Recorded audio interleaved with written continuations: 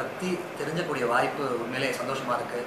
லைஃப்பில் எல்லாரும் வந்து விஜய் சொல்லுவார் திருமலை படத்தில் லைஃப் ஒரு வட்டண்டான்னு சொல்லிட்டு, அந்த மாதிரி எல்லாருமே அந்த சாட்டிஸ்ஃபேக்ஷன் லெவலுக்கு தான் எண்டில் வந்தாகணும். எவ்வளோ பணம் சம்பாதிச்சோம், எவ்வளோ வந்து நம்ம சந்தோஷமாக இருந்தோம், எல்லாம் தாண்டி மனசு என்ன கேட்குதுங்கிற ஒரு ஃபைனல் பாயிண்ட்டுக்கு நம்ம மனசு இஷ்டப்படி வாழ்ந்தோமா இல்லையா.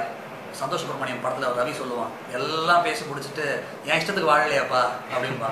அந்த மாதிரி உங்கள் செல்ஃப் சாட்டிஸ்ஃபேக்ஷன் தான் முக்கியங்கிறத கன்னத்தில் அரைஞ்ச மாதிரி ரொம்ப ஸ்ட்ரைக்கிங்காக சொல்லியிருக்காங்க இந்த ஷார்ட் ஃபிலிமில்.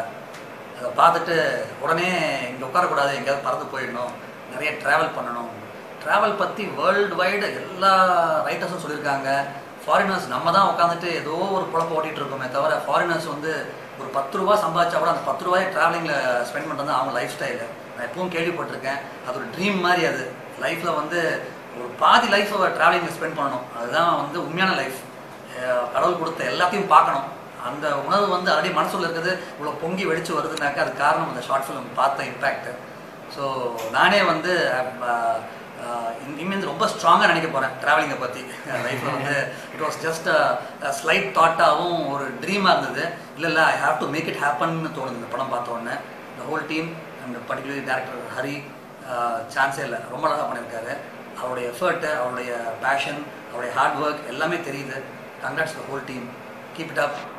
இந்த பேஷன் என்றைக்குமே லைஃப்பில் இருந்தாக்க, பர்டிகுலர் டு த டேரக்டர் அந்த கேமராமேன், இந்த பேஷன் லைஃப்பில் எப்பவும் இருந்தால் you will be standing alone, you will be standing on the top always. Thank you. Thank you.